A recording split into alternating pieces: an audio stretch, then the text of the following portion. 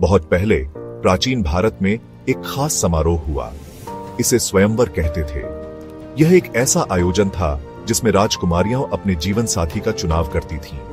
स्वयंवर एक कंपटीशन था जिसमें एक राजकुमारी अपने पति को चूज करती थी। इसमें कई राजा और राजकुमार भाग लेते थे और विभिन्न चैलेंजेस का सामना करते थे। यह स्वयंवर मिथिला की सुंदर राजकुमारी सीता के लिए था। सीता अपनी सुंदरता और गुणों के लिए प्रसिद्ध थी। राजा जनक, सीता के पिता, एक बुद्धिमान और सम्मानित राजा थे। उन्होंने अपनी बेटी के लिए एक योग्य वर की तलाश में स्वयंवर का आयोजन किया। वह अपनी बेटी के लिए सबसे अच्छा पति चाहते थे। राजा जनक ने सुनिश्चित किया कि केवल सबसे योग्य और साहसी राजकुमार ही इस प्रतियोगिता में भाग ले। इसीलिए उन्होंने स्वयंवर करने का फैसला किया। यह एक ग्रैंड इवेंट था जिसमें दूर दूर से लोग शामिल हुए। दूर दूर से राजा और राजकुमार मिथिला आए। वे सभी इस महान अवसर का हिस्सा बनने के लिए उत्सुक थे। वे सभी सीता से शादी करना चाहते थे। हर एक ने अपनी योग्यता और साहस को साबित करने के लिए पूरी कोशिश की। सीता कोई आम राजकुमारी नहीं थी। कहा जाता है कि वह धरती से पैदा हुई थी। वह अपनी सुंदरता, दयालुता और बुद्धिमत्ता के लिए जानी जाती थी। राजा जनक उन्हें बहुत प्यार करते थे। मिथिला के लोग सीता को बहुत मानते थे। वे स्वयंवर का बेसब्री से इंतजार कर रहे थे। हर कोई सोच रहा था कि कौन सा राजकुमार इतना लकी होगा कि सीता का हाथ जीतेगा।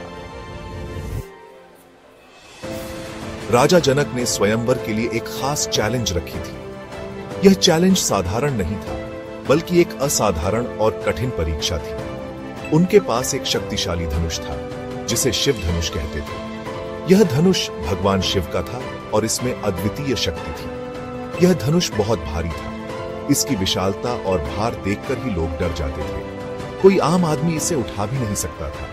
कई योद्धाओं ने इसे उठाने की कोशिश की, लेकिन वे सभी असफल रहे। राजा जनक ने घोषणा की कि जो कोई भी शिव धनुष को स्ट्रिंग कर देगा, वह सीता से शादी करेगा। चुनौती कठिन थी। यह केवल बल और शक्ति की नहीं, बल्कि धैर्य और कौशल की भी परीक्षा थी।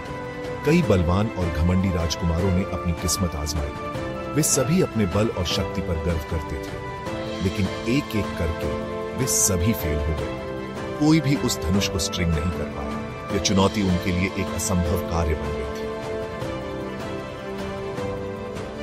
उन राजकुमारों में एक नेक राजकुमार राम भी थे। राम का व्यक्तित्व इतना आकर्षक था कि हर कोई उनकी ओर खींचा चला आता था।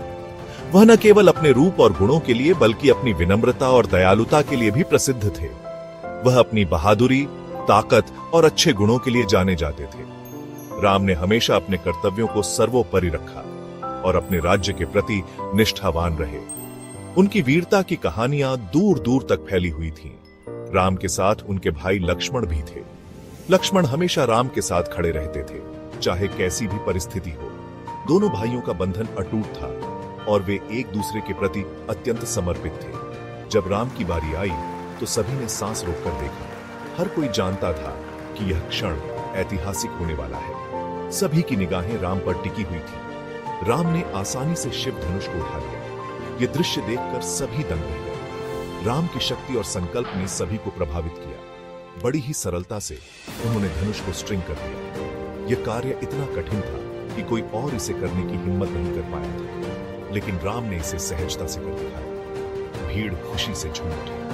हर कोई राम की इस अद्वितीय उपलब्धि का जश्न मना रहा था। यह क्षण सभी के लिए अविस्मरणीय बन गया। राम ने सीता का हाथ जीत लिया था। यह विजय केवल एक प्रतियोगिता की नहीं थी, बल्कि यह उनके प्रेम और समर्पण की भी जीत थी। राम और सीता का मिलन सभी के लिए प्रेरणादायक था। राम और सीता का विवाह एक ग्रैंड सेलिब्रेशन था। यह स्वयं भगवान द्वारा आशीर्वादित मिलन था। उनकी प्रेम कहानी एक लेजेंड बन गई। राम और सीता की कहानी हमें बुराई पर अच्छाई की जीत की याद दिलाती है। यह हमें प्यार, कर्तव्य और साहस के बारे में